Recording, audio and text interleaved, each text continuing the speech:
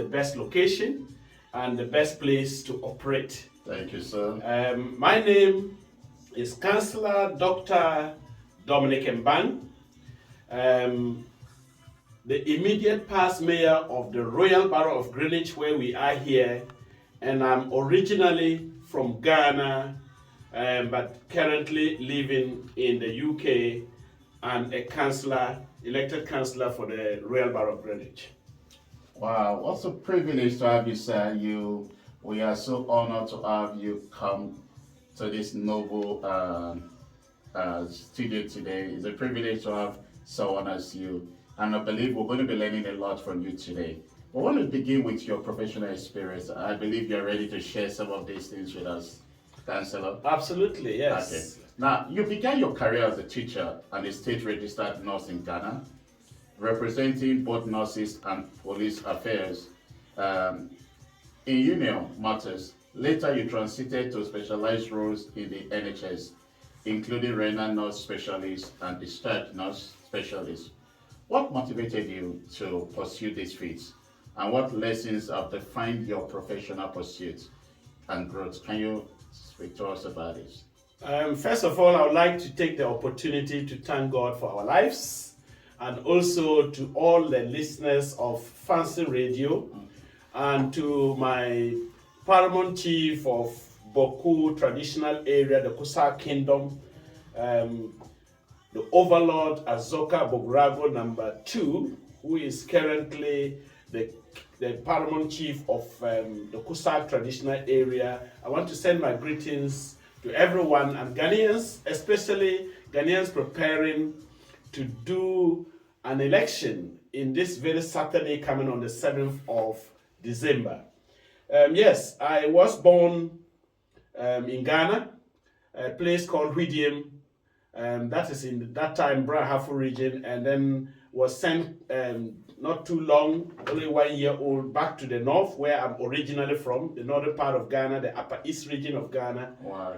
And I attended both my primary and middle school in Kuka, Zuli and Kuka, and went to Notre Dame Seminary Secondary School to become, the seminary school was meant for me to become a priest. Interesting. That's right. And then I'd like to confess I also had a seminary experience. Oh, thank you. And of course proceeded to Achirinsua Senior High, those days A-levels, and then did my state registered nursing, opened a new state registered nursing in my locality, that is the Presbyterian Church of Ghana in the northern part of Ghana, and we were the pioneers, and this is far back, we qualified in 1991, so that was around 1988 to 1991. Yes, so I started my career as a state registered nurse. I did work in the nursing field in Hwidiam, that is also in Brahafo, for 5 years. And not only did I work as a state registered nurse, I also was a union rep. But this, sorry, you Councillor, sir, you did this all in Africa. I did all this in Africa. And yes. It was rare for male to be in the nursing profession. That must be unique. Oh, of course. The nursing profession in Ghana those days was almost about 70 to 80% women. So to become a male nurse was definitely not something that was very common. But then, of course, we have even now men midwives in Ghana now, yes, awesome. And especially in this country as well. So yes, that's where I started. But before that, when I finished my secondary school and I was waiting for my results, those days you wait for about 3 months, and you still have about 3 months before you go to the next move of your life. So that's 6 months to almost a year. I did voluntary teaching in my village school, a place called Kukazuli. And this is a very long time. I think my graduates are now, or my students are now big people in the serving community in everywhere. So that was the teaching background I was speaking about. But then the nursing, I did it as a professional state registered nurse. And then after 5 years, joined the Ghana Police and became a police officer in police cantonments, where we had a police hospital there as well in cantonments. And I worked also as a police nurse in Accra before I came to the UK here. So coming to the UK here definitely carried on I specialize in the kidneys, so renal nursing is my specialty. So I worked with the renal nursing in Guy's and St. Thomas's. That has taken, so I'm talking of nearly about 26 years now. And then later on progressed to do specialist discharge for both Guy's and St. Thomas's. So the professional side of things, from teaching, I taught.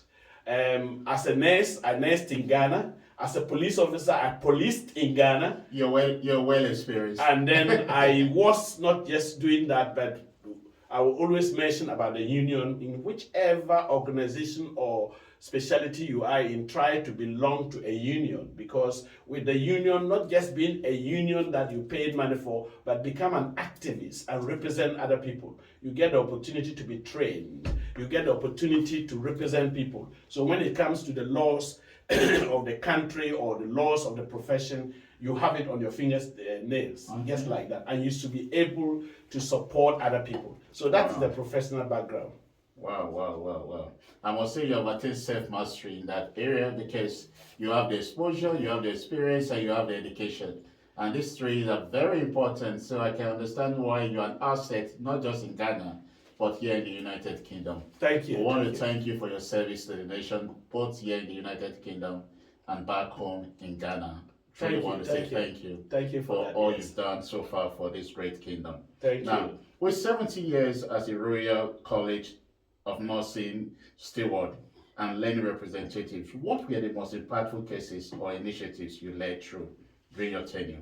And how did that influence your workplace equality for Black and minority staff? You played a very vital role regarding the BME. Can you talk to us about that? Yes.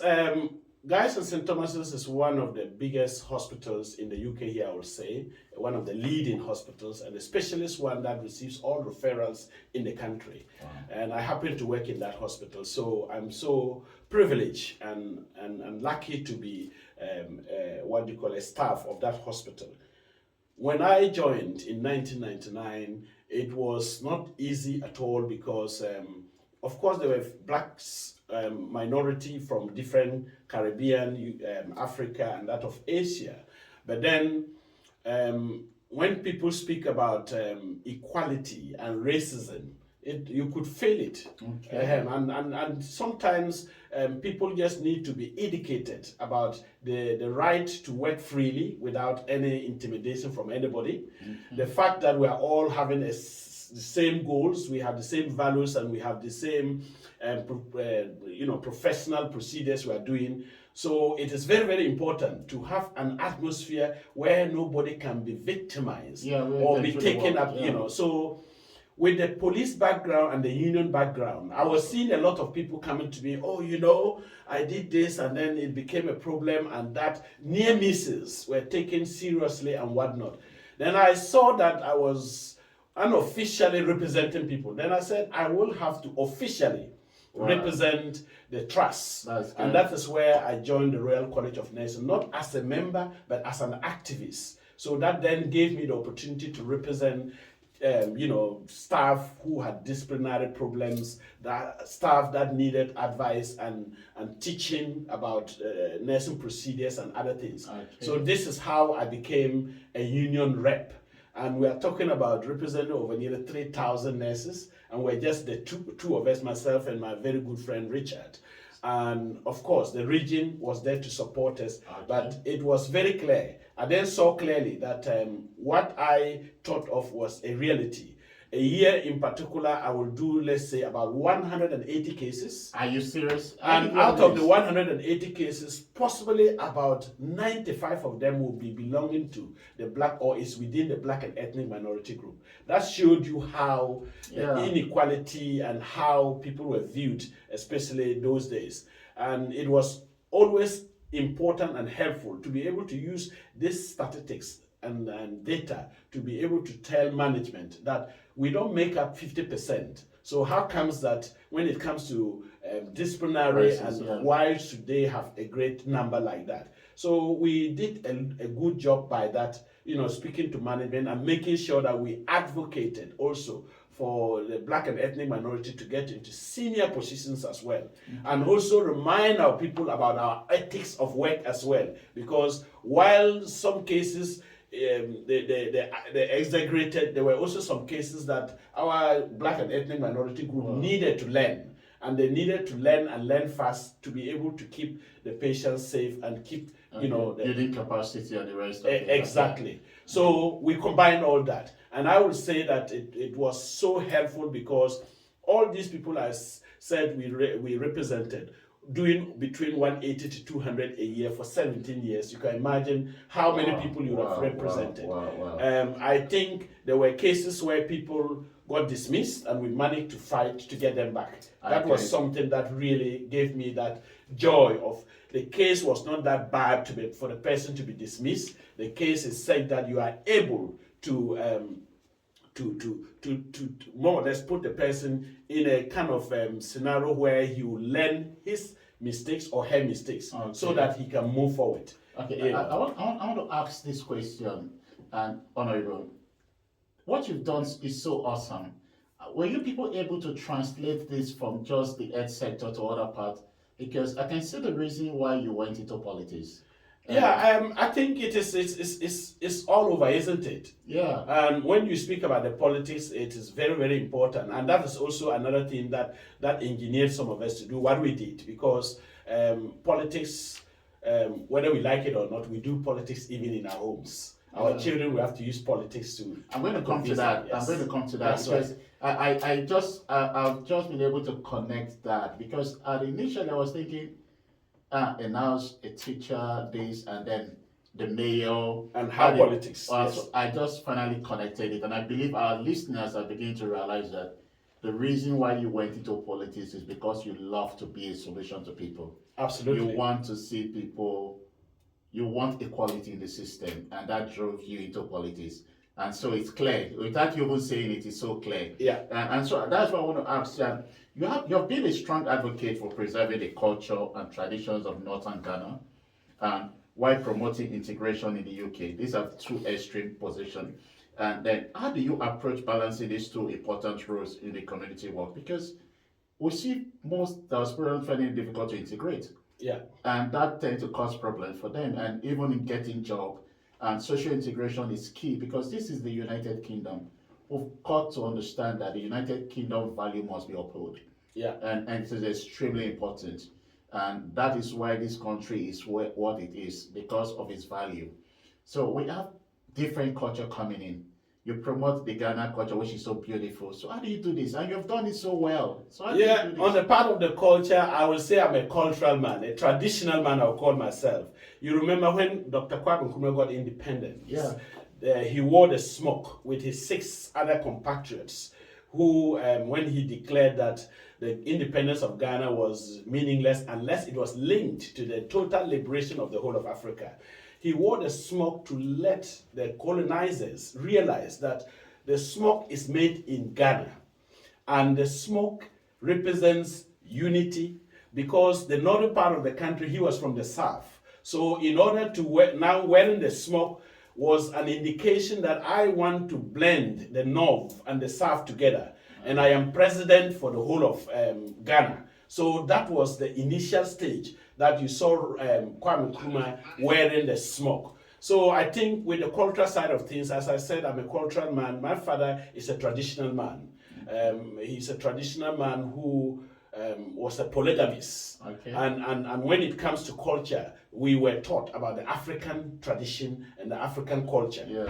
I can tell you, my brother, if the African culture and tradition were adhered 100%, you will not need a police officer on the state because it then shows how people can be very obedient and whatnot. But because of Western civilization, Christianity, Muslim religion, I can tell you someone can even do something that is not right and he will swear the Bible or swear the Quran. But when it comes to the tradition, if they say the gods of the place we want to pour libation, you get to know the truth. That is where tradition can be seen clearly as a very strong and a prime something that we shouldn't take as a joke. So as a Christian myself, I think we need to advocate tradition, our tradition, where we're coming from.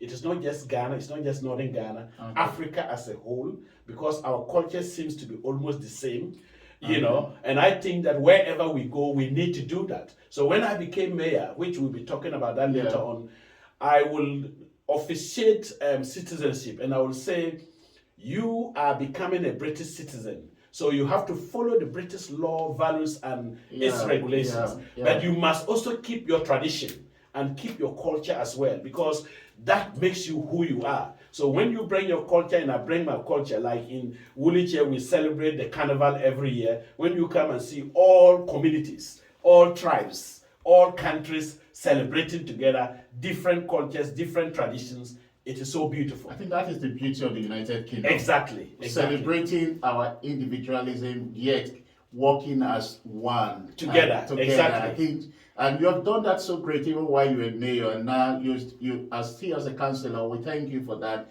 and keeping ensuring that people keep the peculiarity while holding on to the United Kingdom value. That's right. And it is extremely important that that is maintained. Exactly. Okay, thank you so much, sir. We want to ask you a very important question. This is your leadership role in the Ghana Greenish Association. And everybody knows you. You are someone that cannot be hidden. Has brought over 600 chiefs, that is awesome, and queen mothers to the Greenish. And has this initiative enhanced cultural diplomacy and strengthened ties between Ghana community and the United Kingdom? Absolutely a fantastic association, the Ghana Greenwich Association. I've been the chair of that association for the past, I would say, 12 to 13 years. But the association has been going on for the past almost 24 years. Next year, we'll be celebrating the anniversary, 25th anniversary. Wow. And we are talking about when it was. So what then happened was United Kingdom, especially the Royal Borough of Greenwich, during the millennium, 2000, they wanted to link up with a city in the world. And already we have about two twinning cities in Germany and then other parts of Europe. But then they were looking for one that could possibly come from the African side. Okay. And they chose Tema. Wow. Tema is in Accra.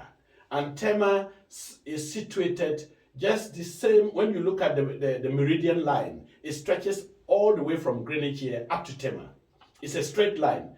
And it is that line, of course, that detects or indicates, gives us our time. So when I was mayor as well, I reminded people that the observatory, where the time is being calculated, is in the Royal Borough of Greenwich. So it is very important, and we are talking about a straight line where even when they did the inauguration, Rawlings, that time, Flight Lieutenant Rawlings was the president of the Republic of Ghana, and he was up the road here, just up the road here where the military is, and we had a big occasion. So we are even expecting that in the 25th anniversary, we should be able to get whoever is president from 7th of January in Ghana. We'll try to bring that person to the UK here for the 25th anniversary. So that association has brought Greenwich and Tema together, the councillors. There had been a lot of exchange programs.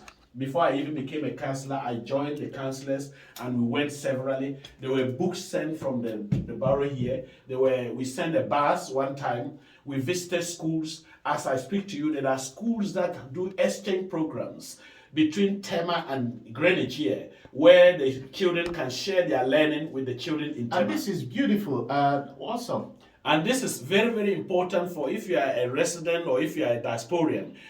Try as much as possible. Some of us are school governors, parent governors. Try to speak to your school and link your school to your village school, because the children will start learning about Africa even before they grow up. Okay. So it is very, very important. Okay. And that it gives the teachers also the opportunity to possibly visit as well. Because severally we went with teachers from UK here, and especially in Greenwich here, who went and visited some of the school and did even, work research work to there, help yeah. the schools there. And the experience, when they share ideas, it goes a long way to also bring the culture and tradition that we're talking of and our Thank you, ethics sir. kind of Thank you, together. sir. So 'Cause that's really, a very good one. Thank you so much. Exposure is actually key to education. Yeah. And you've got to be exposed to other people's culture, lifestyle, and it's extremely important. And so you're doing a lot for both the United Kingdom and Africa. I want to thank you, sir, for that. Now, you have shown this unwavering commitment to advocating for the elderly, the vulnerable, and disabled people. And that is something you can be linked to, and including organizing annual celebration of seniors in 12 communities. What inspired this, sir? That is a very, very important thing that when I came to this country, being someone who looked after patients back home, a total of 10 years in Ghana and almost 25 years here, that's about 35 years of continuous service with the health service. Yeah. And it is very, very important because it is not just the service you give, the experience you also get out of that. People come and they get unwell. Some get better and they are treated and gone home. Some don't make it and they die. So when you think about the elderly, for instance, today we are young and energetic running around. Very soon we'll be holding a stick to be able to even cross gutters or roads and whatnot. And I'm talking about a situation where the young will also grow. So I've made it my mind that, if someone has struggled to give you life, a man, a woman come together and they give you life. When they are old, you have a responsibility to look after them. Yeah. And it is not only your biological children. There's an African proverb that says, it's not only your biological children that will even look after you when you are on your sick bed. It could be somebody else. So reach out to many people and as many vulnerable people as you can. Because with the vulnerable ones, they cannot advocate for themselves. You are healthy and strong. If I step on your toe, you say, why are you stepping on your toe? Yeah. You will fight it back. But if it is the elderly person, he cannot fight. If it is someone with disability, he cannot fight. If it is someone who is terminal, he cannot fight. In actual fact, these people are now relying on you to be able to give them the better care. So to be able to advocate for them, I think it is a good way forward. And especially for some of us who have left our parents for a very long time. I will always say, and this is when I was also mayor, I made that message across. If your parents are still alive, you are lucky to still have them alive. Buy an air ticket and go home. Sit down with them. Sleep and, play with them, cook for them, do things for them. Do the jokes that when you were a child, they joked with you. Return that joke to them at that age. When that phone call now comes that mom has not been well, was sent to the hospital, she couldn't make it, or the dad couldn't make it, you will not be guilty in your head. Yeah. Because you have done something that the old or the elderly would have appreciated. So that one, I'm not doing it for just my parents, but I've reached it out to a lot of communities in the UK here and also in Ghana. So in 2022, I opened up a plaza and a community center over there. And what I did was brought over nearly 1,000 over 70s. Are you serious? So they came, they dined and danced, and in fact, I met people who, when they were growing up, they never saw each other until I brought them on that day. They said, when you hear them now share their stories, it was so gratifying. And those are the things that make me happy, because I say to people, think about what you can do for people who need your service rather than what you want to do for yourself. This is good. This is good. And Councillor, I can't thank you enough for this. Just putting smile on the face of the elderly is lovely. It's absolutely. Spiritually, physically, something we should all do. We're all going to get there someday. Yeah. So thank you for living that and bringing that to life. I want to thank everyone listening. We still have with us Honorable Mbang is a man of many parts, and I believe you're all enjoying his conversation. For one, I'm learning a lot from him, and I thank him. Thank you, sir, for your service to the people. Now we're going straight to political issues now. Oh, that's interesting. And because really we just trying to know you better, to know why you're in politics. There are different reasons why people go into politics, but now we are convinced, and I believe everyone listening understand that you didn't just go into politics for just seeking power. You wanted to really impact the lives of people and make a difference. In life. So I want to ask these questions. As a long-standing member of the Labour Party and former BMA officer for the Greenwich and Woolwich constituency, what strategies have you employed to increase engagement and representation for ethnic minority communities? As I made my introductory speech, everybody does politics in one way or the other. Yeah. But when you get to know about what politics can do to the community or the influence it can have on community, it will be very, very important to encourage the young ones to get into politics. I was with the NDC party, that's the National Democratic Congress back in Ghana. Yeah. So when I came to the UK here, I realized that the philosophy of the Labour Party is equal to that of the NDC back in Ghana. Okay. And they are actually sister parties. If there is any conference that the Labour Party is doing here, the NDC send their national representatives to come. Is there a formal agreement? There's an agreement like that. It's Okay. just like how the Labour Party and the Democrats in the US is also linked up together. Okay. So every political party have got their affiliations. Okay. So that is how I joined the Labour Party. The other reason why I also joined the party, the politics for that matter, the Labour Party, is also the fact that when you are in it, you can make a difference. Okay. You cannot be sitting at the outside and complaining all the time. You need to be inside to be able to make that difference. Yeah. And I think that that was so, because of my professional and health career, I was just an activist. I was an activist. I've been the Labour card-bearing member for the past 25 years. Since I came to this borough, I was and I am still. And I think at some point I said to myself, I need to get into the place there. And what made me to do that? It was when I have got 5 children, the last 2 have special needs. And anytime we were talking about the kids and their needs, you know, people who don't know them want to make decisions and say this is what it's supposed to be. Okay. And I said to myself, no, I think I need to advocate this seriously, not just for my children, but for the rest of the other children. So I became a councillor to start with, representing Dockyard and that of Arsenal here. It is just the last election they did a demarcation and Dockyard is staying on its own and Arsenal. Otherwise, my first election, 2018, I was a councillor for both places. But now I'm a councillor for Woolwich Dockyard. The Arsenal is also staying on its own now. So that has helped me not only to join the committees that I was with, but it helped me to be able to advocate for the children and the people that are in need. Okay. So I became a disability champion for the borough. Immediately I joined the Labour Party councillors in the town hall here. And then from there, the second election, and was belonging to a lot of committees. Health is my background. Anti-poverty, for instance. The climate is another area. In Africa, this is another thing I would have to send a message out there.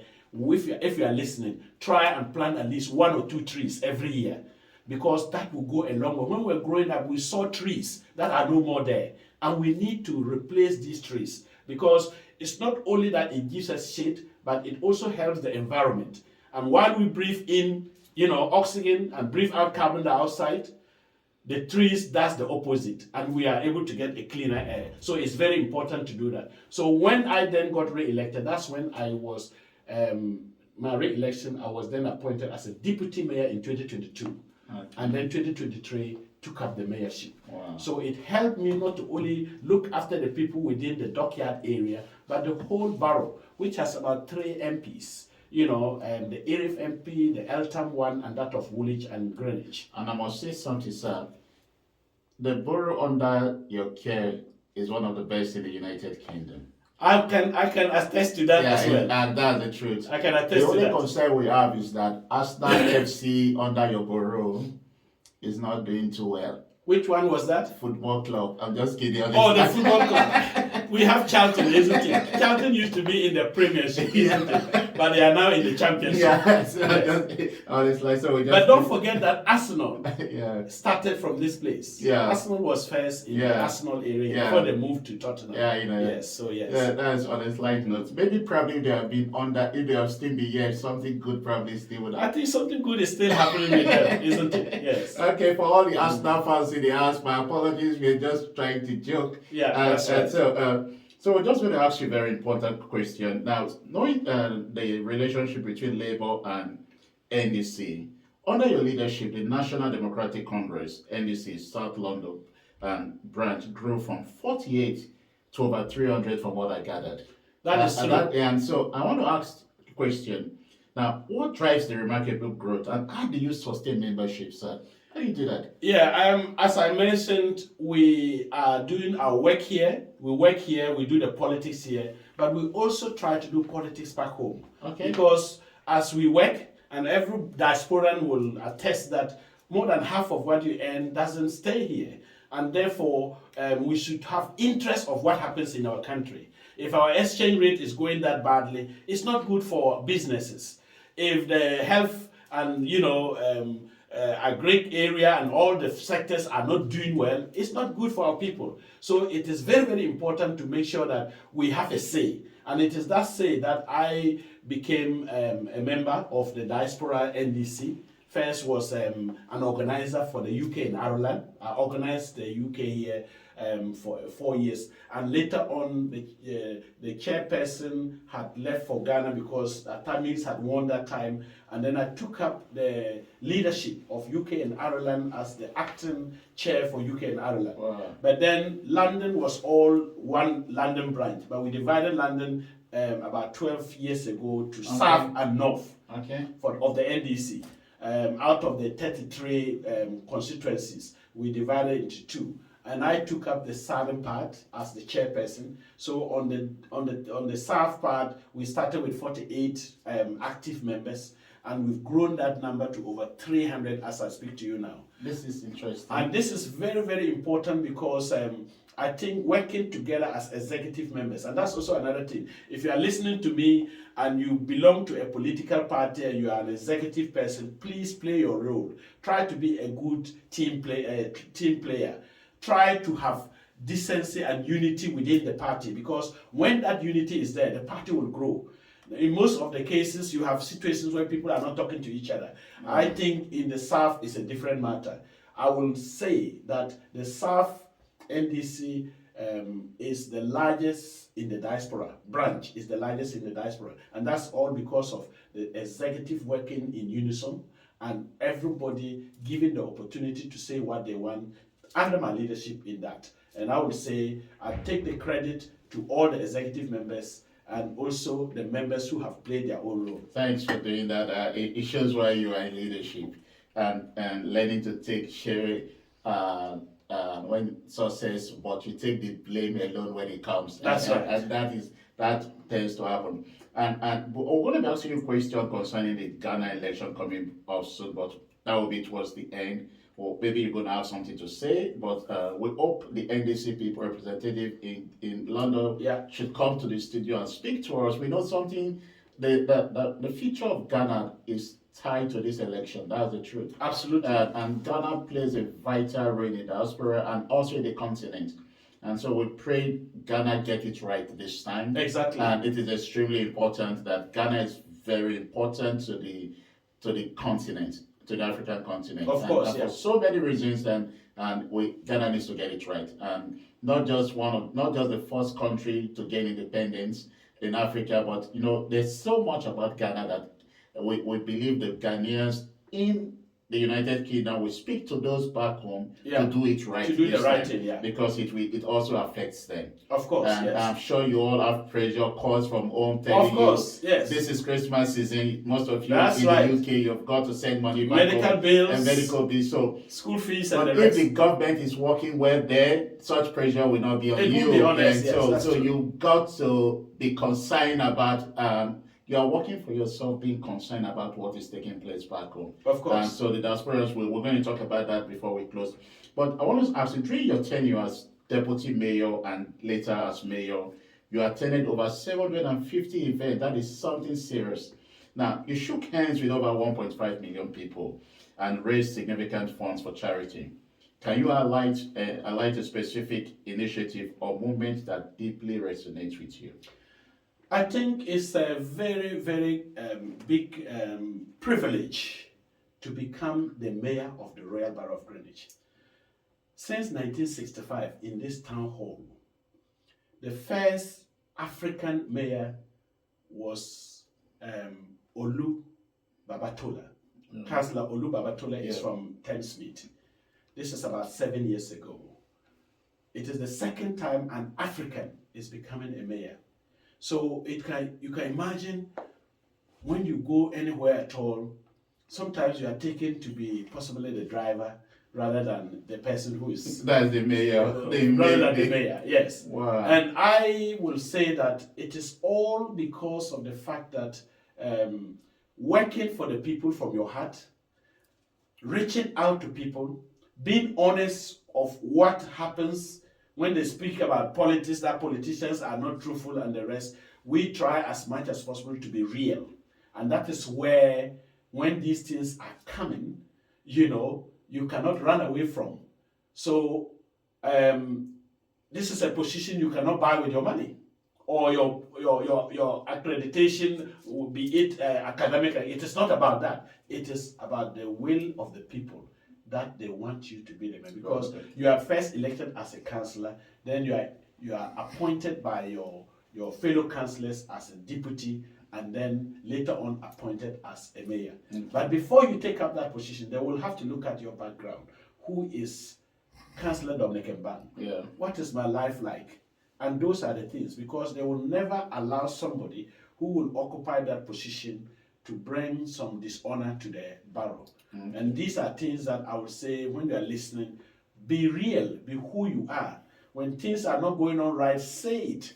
When things are going on right, praise the people who are driving the force and work hard to make sure that things are going on right. Be an advocate, speak for other people.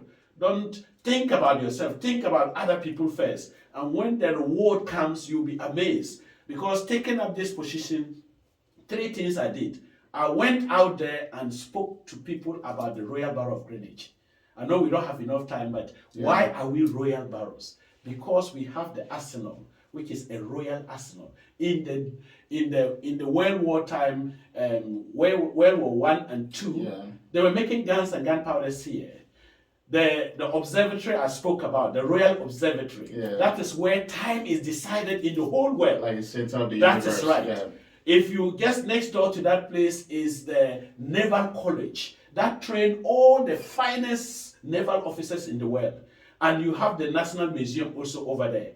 That is not all. Once upon a time, the Royal Borough of Greenwich was like Buckingham Palace today, because in Eltham, the Eltham Palace, King Henry VIII was living there. And we still have the Royal Artillery, that is the military up there, with over nearly 700 horses in the borough here. The king's horses are living within the borough here. So this makes us a royal place. And we got the royalty, not too long ago because of these backgrounds. And we still have the Queen's, the Queen's house, which is also, and Elizabeth I. We heard of Elizabeth II. It was also born in the Royal Borough of Greenwich. So I made sure I advocated the royalty of the Royal Borough of Greenwich. Okay. The second part was reaching out to every family member, a family unit. And this is also a message to our brothers and sisters from the African, Asian, and Caribbean and other continents, that you need to have peace in your house. No matter how difficult it is, try to have that peace. Because these wives and husbands that we are here in this country, if it doesn't go well with us, it will affect the children. And our children are the future leaders. People thought that UK, we can never have a black leader. Sonak just handed over to the current Labour person. He's an Indian by descent. So everybody can reach his potential. And I am saying, keep that family unit very tight. People who, for whatever reason, they are already divorced, but make sure the children are still a priority. But if there's a way you can stay together, please stay together. Because I've come across people who celebrated their 70th anniversary as couples in their hundreds of ages, kind of. And I have learned this, the simple thing is try as much as possible to not, be the one who can cause any division in the family, because any division between the husband and wife is going to affect the children. Wow. So the family unit was the second one. And the last one was what we spoke about, reaching out. Those messages are put it across when I was mayor, especially the family unit and keeping the children, because these children are the people who are going to decide with us in the UK here, which nursing home they support you. These children are the people who are going to decide where you should be buried. These are the children who will be taken care of when you are lying on your sick bed. Wow. So we have to look after them. Thank you. And a wise, to end up on that, a wise Nigerian mentor in the person of my very good friend. He says he just had his 65th anniversary of his marriage. And when we got there, he said, and this is to our brothers and sisters as well, if you want your children to look after you, stay with their mom. And when he said that, he wasn't saying it for fun. He's saying that because the children that we now have, they can just leave and go to any place at all. They can forget about us, but the one they won't forget is their mother. So if their mother is still living with you, if they get bread for the mother, you too, you get some. So that is where he says, if you want them to look after you, stay with their mom. You're speaking from experience. Exactly. Thank you so much, Councillor. We appreciate that. Because of time, we're going to try and be very fast. We know you're a very busy person. And so I want to ask these questions. You have supported initiatives such as constructing mechanized and boreholes, establishing schools, and aiding orphanage in Ghana. What drives your commitment to philanthropy? Can you just say this in few words? What drives that? I think it is all about what I said. I having looked after people for 35 years, I've realized that money, houses is all vanity. And the Bible also speaks about that as well. So the most important thing is the impact you leave behind people's lives. I was doing a farming in Ghana, and then I built a 3-bedroom, to anytime I'm there I can stay. And I realized the kids around there were not going to school. I turned it to a nursery. As I speak to you now, I've got about 8 classroom blocks that has got nursery up to P4. Basically, it's a charity school. It's just helping. I'm not getting anything from it. It's just to help those children. So with those children getting that good foundation, when I go home and I meet those people, the joy that I get, it is not a small thing. You speak about the boreholes. Our people still try to different long places to fetch water. So if you can save money and deny yourself holidays and dig a borehole for somebody, for a community, it will go a long way to help. And we didn't just stop there. Churches, even mosque recently, and that of community centers. We do it not because we don't know we can put those things in the cities and get money, but because the people in the rural areas will also benefit from that. So that when I go, I will say, if I didn't do this, I don't know how I would have been happy. And that gives some inner satisfaction. So that is one area that I don't joke about. Okay. That takes me to the fact that you are the vice chair of the Ghana community at St. Peter's, am I right? That's right. Okay, so now let's look at your faith and your culture. How does it influence your leadership style? I told you that I should have become a Roman priest. Yeah. In actual fact, I was invited to the convent to become a reverend, we have the Roman priest and the brothers. Yeah. So I was invited to the brotherhood to become a reverend brother. Okay. Kind of, these are people who in the Catholic Church, they don't marry as well. Yeah. But of course, I realized it wasn't for me. So I walked and left a nice piece of note that, I will continue to serve God as a Christian. But when I became mayor, it gave me the opportunity to attend not less than 200 churches within the local area here and outside. And I've seen the love of God. I belong to St. Peter's Catholic Church here. We brought together all ethnicities. We have over nearly 100 different nationals in that church. Okay. So every year, myself and one of our Nigerian friends, we used to organize Thanksgiving. And then every country will bring their food. they wear their dresses, and then we will celebrate. So all these diversities, we started it in the church. Wow. But I just think that as a human being, you must have something that is driving you. The fear of God is the beginning of everything. And the love of God. If you love him, you have to show it while you're on earth. When he was hungry, you gave him to eat. When he was thirsty, you gave him to drink. When he didn't have a place to live, you gave him shelter. Those are basic things of life. And when you do those things, I think God will be smiling towards you. Lovely. Now, I want to ask you to give to just advise our listener out there, especially diaspora community. Actually, because you said something which most people tend to ignore, the art of voluntary. They do not understand how to integrate into the system, the workplace culture, and also the lifestyle, the British lifestyle. Of course, yeah. Now, I want you to advise, they're listening to you right now. Now, you're going to advise two set of people, those in the United Kingdom. And the second advice I want you to give is for those back home. Yeah. There's an election coming. Election matters. That's Politics right. matters. People say politics, I don't want to be interested in politics. Politics matters because politics determines policies. Of course. And policies influence the way we live. That's right. So if you hate politics, then be careful the kind of policies that will determine the school you go to, your children go to, the health and everything. So politics matters. Of course. And so I want you to start with first the diaspora in the UK and then back home in Ghana and concerning the forthcoming election. Give your two counsel to these two. Yes, thank you again, my very good friend, and to the listeners. It was a pleasure to be here and to share my own experience. This is, we're sharing, nobody is perfect and everybody is learning, and we're learning every day as well. As a diasporian, the most important thing is to respect the law. Make sure you don't fall into the police. Make sure you don't break the law, because when you break that law, you get to know how bad the country is.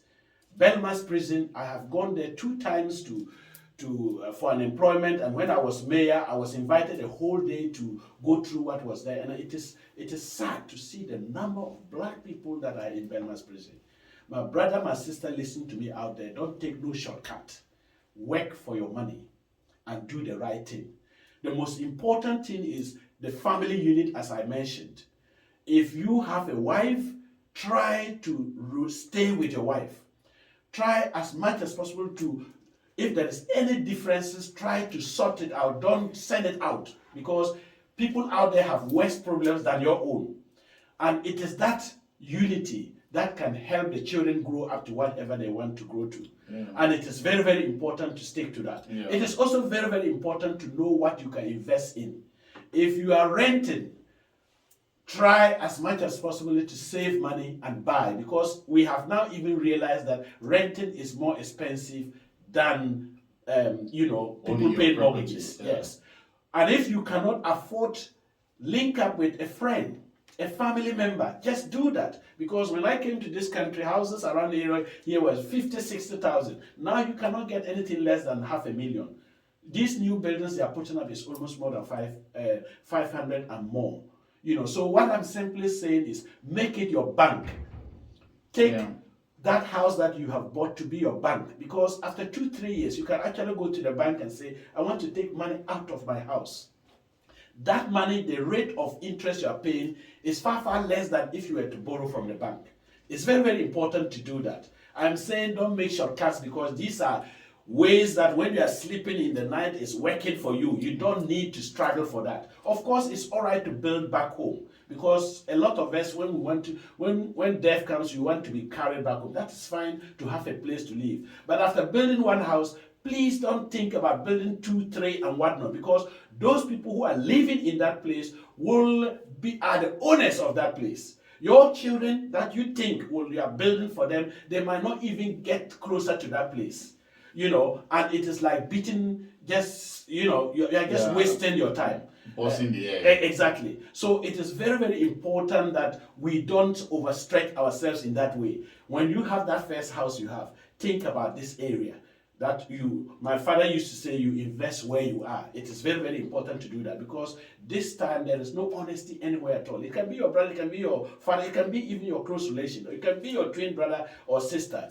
Anything at all might not go well for you. So what we are simply saying is, keep the family unit. Don't let your wife be doing something you don't know and you are doing something she doesn't know. It doesn't help, because it will not help the children. And those children, as I said, they are not interested in what they are bringing back home, because they have a life here. We can't force them to think that the way we think. Yeah. So for my diasporian brothers and sisters, please remember that the family unit. Don't break the law. Try to do the right thing. Don't take shortcuts. And of course, you will enjoy your life, and prosperity will be something that you can do. So that's part of it. Yeah. Then my brothers back home in Ghana, my brother, this election is the most serious one that we are telling Ghanaians that please look at your situation before you go and vote. People will come out and give money. Do not collect that money and put it in your pocket and smile towards them, but vote what your heart tells you. Do not be fooled, because that money was meant for you. It was supposed to help in your education side, your health sector, and everything that, the roads that are not done. They did not use that money, and that is why they're giving you that money. Their salary is not more than your salary. And they have got those monies, they built mansions and bought big cars and whatnot. It is very, very important to go by what you see. So I will say, Ghanaians, please vote for the right person. Don't be influenced by nobody, because they will deceive you, give you the money, and tomorrow, when they get the power, they will do whatever they want to do. Okay. And that is just the message. And of course, being an NDC man, I would say that John Mahama, who was president before, has done a lot of things that Ghanaians can remember. He is the one coming back again. So it is not somebody we don't know. We know him already. So it is very, very important. If you are listening to me from Ghana, please remember John Mahama. And I would like to address my people where I come from. You will not hear this because it's not on the media. I come from a place called Upper East in Boku. And in Boku, there is a tribal war between the Mamprisis, where the vice president is a Mamprisi, and then the Kusasis, which that is my tribe. We are about 75% of the place, 6 constituencies we occupy. We have almost about 1 million Kusasis all over the world and within that place.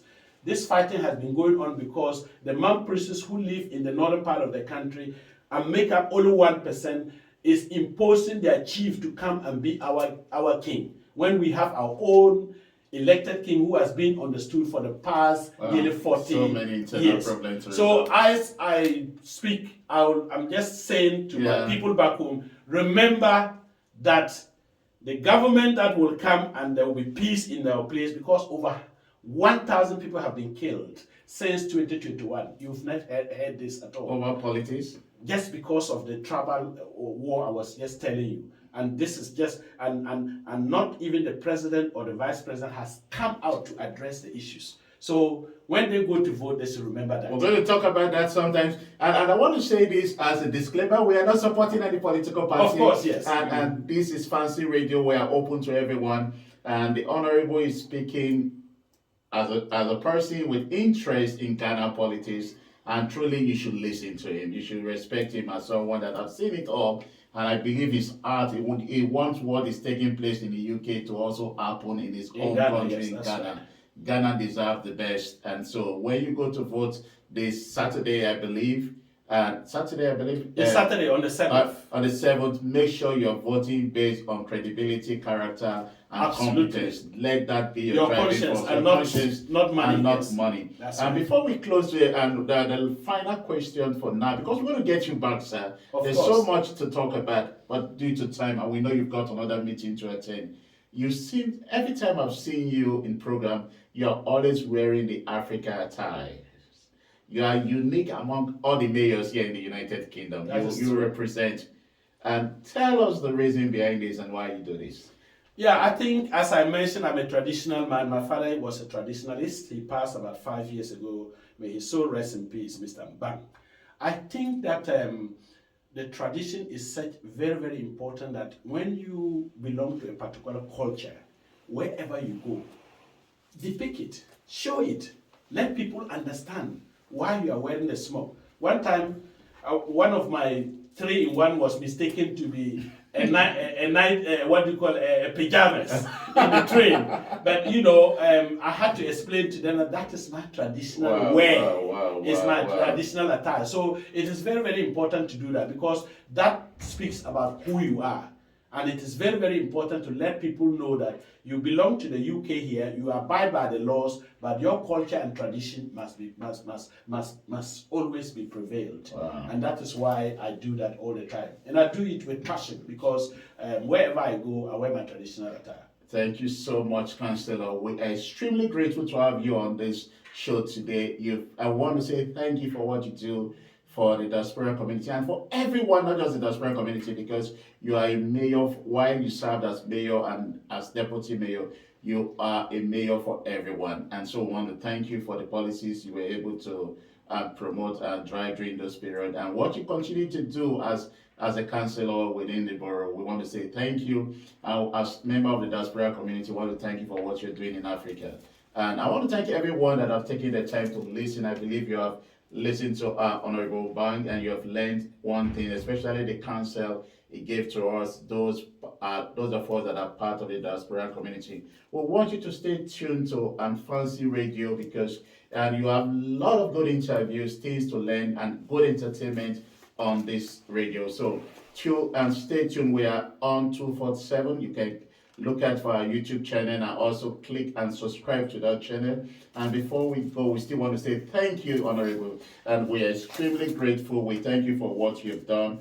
And before we go, there's something I needed to say. You have attended the EPRA Award several times. Yeah. What can you say about that? Because to me, I'm nominating you for something.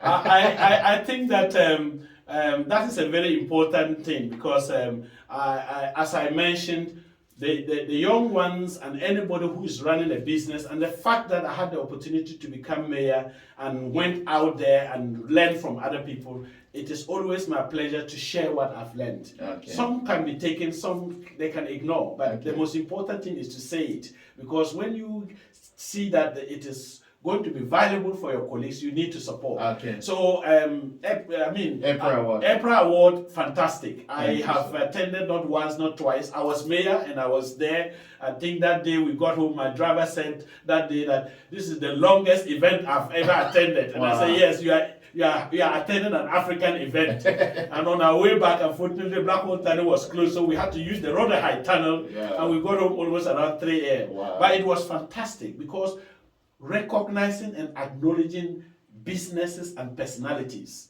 it goes a long way. I've attended not less than 50 of them this year and received not less than 30 last year and this year alone of awards in different areas.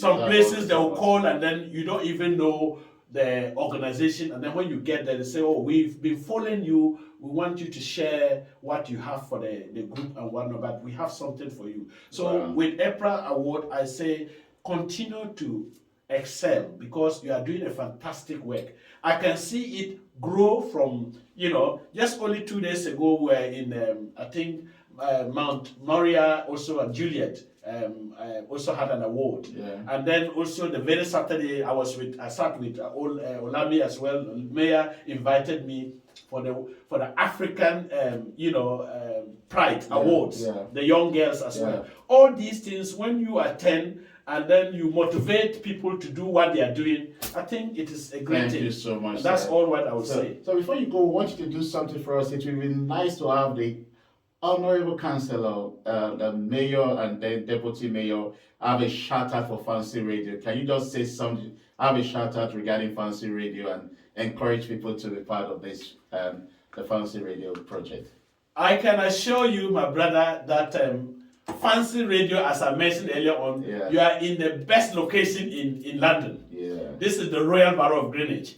And of course, the location is right. Transport system to this area is right. If you have any promotion, if you want your message to be put across, if you have something to share, please take advantage of Fancy Radio, because we have the two gentlemen here, Oba and then Olami, who are doing a fantastic job. And I think that whoever is listening, please try to be part of this. And if there is any support you can also give to Fancy Radio, do so, because at the end of the day, it is the voice of the local people, and for bringing people to share their experiences and tell and give information is a very vital thing. And I would say, wherever you are, make Fancy Radio your best radio station to listen to. Thank you, and sir. God bless.